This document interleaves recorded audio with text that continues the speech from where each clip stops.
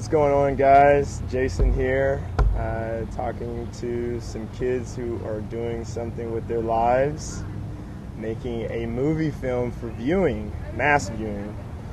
The Anathema Report premieres this Friday at the Civic Theater in Evansville, 8/8 of 08. You should be there. Born, bred right here in Evansville, Indiana.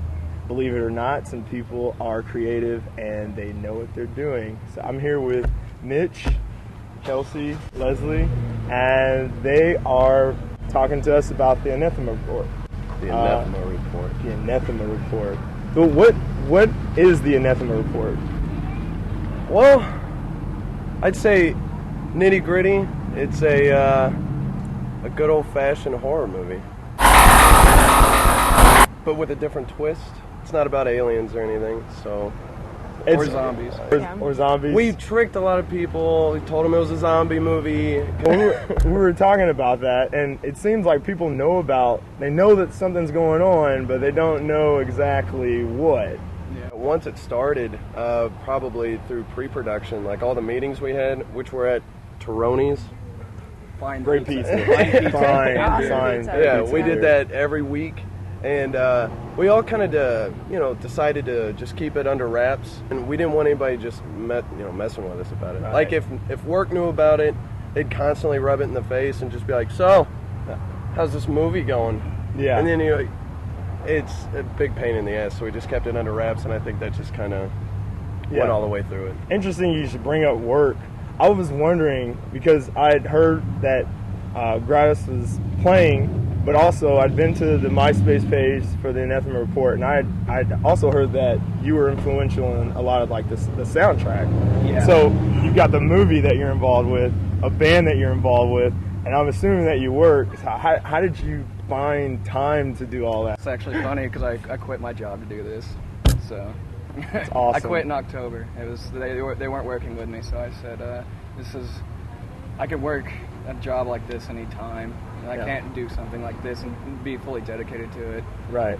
anytime I want to. Like, this is a big opportunity, and plus, I don't know, like, kind of started in the beginning, like Mitch and I talking about this, and the more people we got into it, the more momentum, and I just couldn't, not do it. I had to do it, so.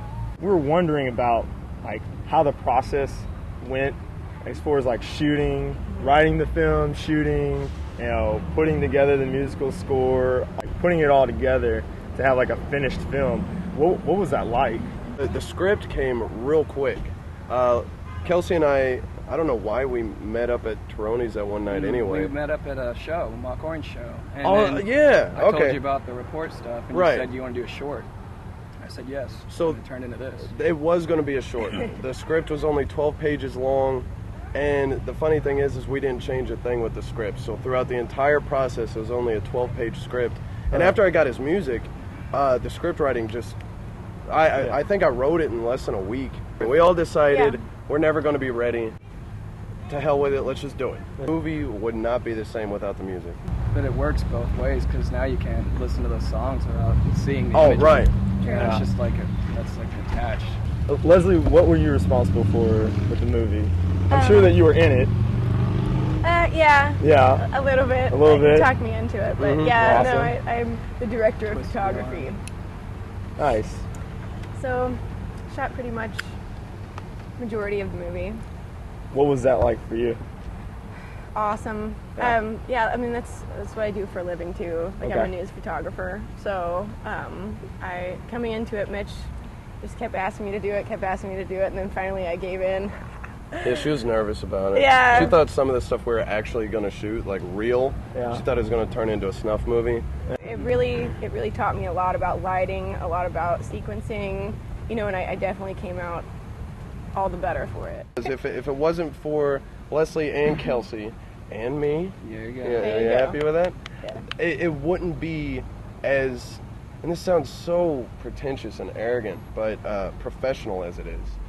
Also, I wanted to ask you guys, like, how do you feel about like the whole fact that there are people creating, like music, art, film in this area, and you all are kind of like, you're part of that. Like, you know, how does it feel to be like part of that whole movement? Because there definitely seems like, you know, with the art district, you know, becoming more prominent, Right. people coming out and doing art shows and, you know, bands. Well, I think the cool thing about that is that we're all individual of it. You know, it's like I don't know them, they don't know me. I mean, it's Yeah. Evansville, so you know Right. a few people, but Right. it's not. We're not in cahoots with the arts district or anything like that. So it's kind of like I guess Gestalt psychology, where it's like there's, you know, you see all the pennies, but it really makes $1. Yeah. So it's like those pennies don't really know each other. I Right. don't know them, but you know, through that it makes $1, and that's Evansville. It's, I don't know them, which helps me respect what they do. Where Right. I'm like, oh, hey, just go for it. yeah. You know, don't let Evansville be a limitation just because you think the grass is greener on the other side. There's still dog shit in the grass, no matter where you go. So it's like, just have fun with it. God.